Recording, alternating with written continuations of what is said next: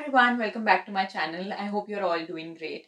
So, I have just returned from Load the Box book fair, which is happening right now in Delhi Heart Pitampura, and this video is going to be all about it.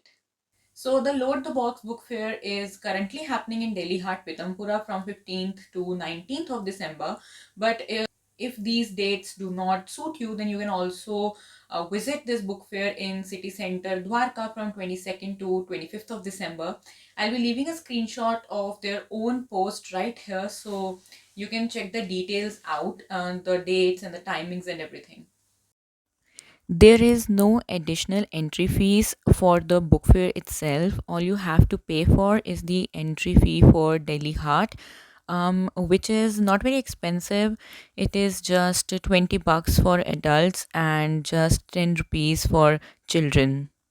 So here are my tickets, and I'm all ready to go inside and fill up my box with some great books. As you enter, there's some Christmas decor to put you in vibe for the season, and here I go towards the book fair. This is where the book fair begins. You have books displayed both outside and inside. These are the three boxes. The smallest one is for 1200. Here's my mom. The medium one, which I got for 1800 bucks, and then the biggest one, I guess, is for 2700. I'm sorry, I forgot the exact amount.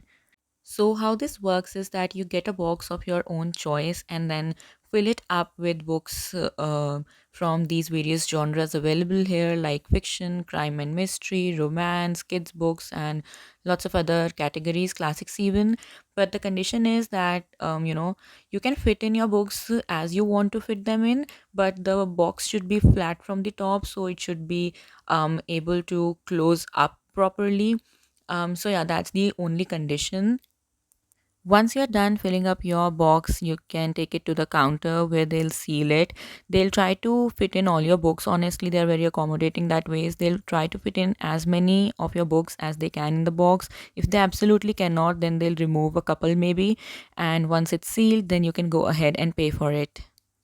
There's also a stall with very cute notebooks, posters, patches, tote bags, and stuff like that, bookmarks. So you can check that out as well. So this is my box right here. This says, what is this? Wealth box. So yeah, apparently they have names for their boxes. And on the other side, they say this says load the box. This one is the medium size one, which retails for 1800 rupees. And as you can see, it's sealed as well. So let's open this up.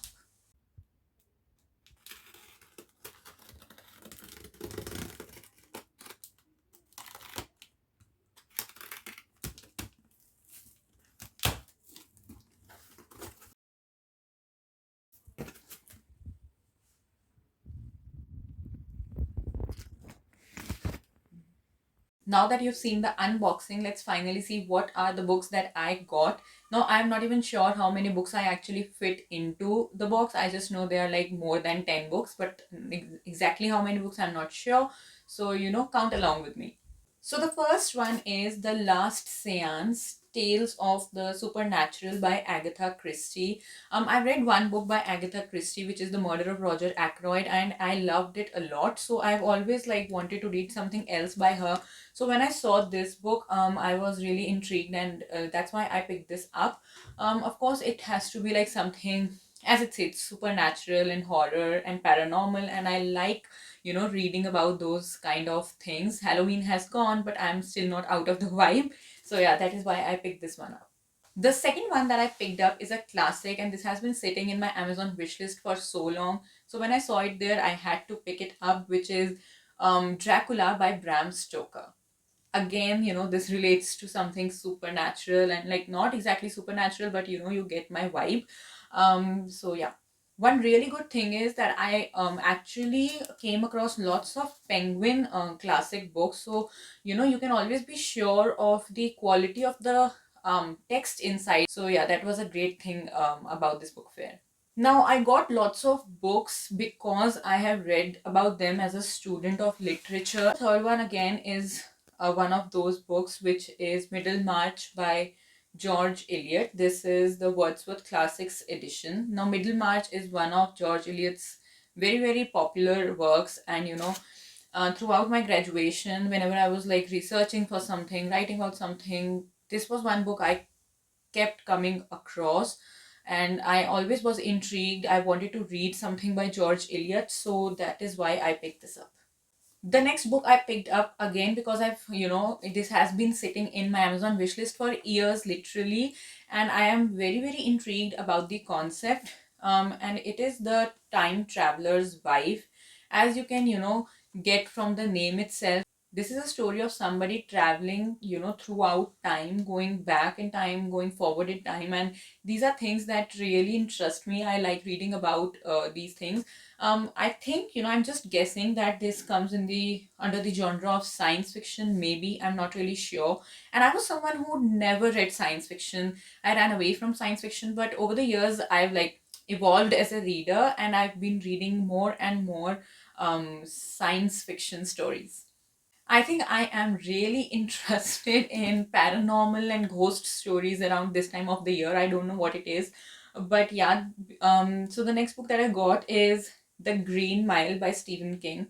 Now, honestly, I'm just guessing that this has to be something horror and something scary and supernatural because it's Stephen King. Maybe he wrote something else as well, but from what I know, he always writes like horror stories, and I absolutely loved reading The Shining, and I've been wanting to like read something else from him, and the moment I saw it, I just picked it up. On number 6 is again one of the classics which is a little less known or less talked about, at least, which is Moll Flanders by Daniel Defoe. um Again, when I was studying, like when I was doing my English honors, I was reading about books and just researching about the literary history. Daniel Defoe is one author. He'll always be mentioned. He's even credited to have written the first novel in the English language, and Moll Flanders is one of those works. And whenever I read about this book, the summary and whatever, I was always interested in reading this. I always wanted to pick this one up, so that's why I did. The next book is again something by George Eliot, which is The Mill on the Floss. Again, one of her very, very popular works, and I picked this up because like every literature student, everyone who's like into literature, English literature, seems to have read George Eliot. She's one of those authors she's always talked about. Fun fact, if you thought George Eliot was a male author, no, it's a woman. So, yeah, and I'm well aware that lots of people also say that George Eliot's works are overrated, they didn't enjoy them, they're boring. So, I don't know if I'm going to regret my purchases, but she's talked about a lot, and she holds a very, very important place in the history of English literature, and I have always wanted to read her works, so let's hope for the best. Number 8 is again a classic. I picked up lots of classics this time because I've been wanting to like read every important text in literature, every text that's said to be important, at least, and just form my own judgment upon them. So the next one is by Thomas Hardy, Tess of the D'Urbervilles. I've heard great reviews for this book, and I've never read anything by Thomas Hardy, which I've always wanted to do again. And again, this is a Penguin classic, something I have wanted in my collection, and that's why I picked this up. On number I don't know what is another classic, which is Persuasion by Jane Austen. I've read Pride and Prejudice by her. I've read Sense and Sensibility very recently. It was the last book that I finished, and I love her writing style. It makes you feel like very involved in the community she's talking about, and that is why when I saw Persuasion, there's like a sticker not properly removed right here. It's okay. Again, this is a Penguin classic. Next up, we have from the Penguin Popular Classics, the Canterbury Tales, a selection by Geoffrey Chaucer. Now, if you are a literature student, you have had to like begin your studies from Chaucer, one of the earliest writers in English, and the Canterbury Tales, as you probably know, is his most like famous work. This was of course unfinished, so I had this like one of the tales from the Canterbury Tales I had as a part of my syllabus in my undergraduation. But yeah, when I read that, I genuinely liked it, and when I was reading about Chaucer and everything, it genuinely intrigued me, and I always thought that I'll read more of the Canterbury Tales as well. So this felt like the perfect opportunity to do that. Next up, I have two children's books because I and my brother, we both love reading children's books as well. So I just picked them up because I felt they were interesting. So the first one is The Finger Eater. Looks very, very fun. And this has like lots of illustrations. Another one, it's a kid's book, but it's again a classic. And if you are like a 90s kid, somewhere around that time, you definitely remember these, which is Goosebumps. And this one is A Shocker on Shock Street. Like Goosebumps was my go-to book whenever we had library period in school. There are Goosebumps movies as well. I love them too. My brother loves these. So yeah, when I saw that they have something from Goosebumps series, I had to pick it up. Another one that has been sitting in my Amazon wishlist for a very, very long time is The Moonstone by Wilkie Collins. All I know about that this is about a stolen gemstone, which is stolen from India, and how it's retrieved or something. I could be wrong. I have a very, very vague idea about it, but I've again heard great reviews about it, and I just hope that it lives up to the expectations. Next one, which is like one of the first books that I picked up and I was so happy with it, is The Collected Poems of William Wordsworth. What a thick book this is, and I love thick books. And this is again in such good condition, and this has like, I think all his sonnets, and if not all, like most of his sonnets and poems. When I saw this, I had to pick it up. I anyways love poetry, so yeah. Next one is a very popular book. Lots of people have read this. I've always wanted to read this, which is called A Thousand Splendid Suns by Khalid Hussain. Now, I've read The Kite Runner. I absolutely loved it, although I cried my eyes out while reading it. And I've heard that this one is also very, very emotional. I also have The Mountains Echoed by him. I've not read it yet. But yeah, this one completes my Khalid Hosseini collection, I'd say. And yeah, very excited to read this. Now, next one is Christmas Shopaholic by Sophie Kinsella. I had to get something, that would match the Christmassy vibe going around right now. And I've read a couple of books by Sophie Kinsella, loved them, loved the vibe, love how easygoing her writing style is. They're always very, very funny.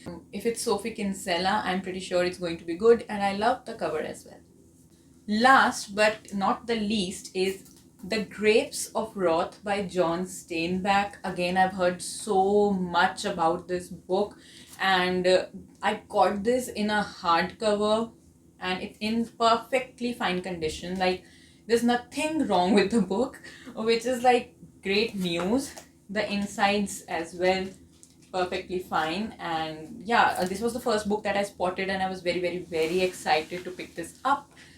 So yeah, I think the total came up to 17 books. So I think like 16, 17 books for just 1800 bucks is like great deal, especially when I found like literal gems in there, books I've always wanted to read, classics and like original copies of the Penguin classics. As I showed you, one hardcover as well. So I think it was a great deal. If you spend time there, if you really look at all the books, you can find lots and lots of great books there. I got a couple more things from there. One was a mouse pad. It's like a very, very it's an illustrated mouse pad for my brother. I gave it to him, but I'll insert a picture right here so you can see. Very pretty. And for myself, I got like a notebook, a journal, which features a cartoon of Hermione Granger, and the dialogue, it's Leviosa, not Leviosa. So yeah, a very, very popular dialogue. At the back, it has dialogue from Albus Dumbledore, which says, "Soon we must all choose between what is right and what is easy." The page quality, great. All in all, I had a great experience over there, and I urge every book lover to go. It's a great way of expanding your book collection with some really, really great books. I hope you enjoyed this video. If you did, please do not forget to hit the thumbs up button and subscribe to my channel for more such videos. You can also follow me on Instagram. My Instagram handle will be mentioned right here. I'll see you in my next video. Bye.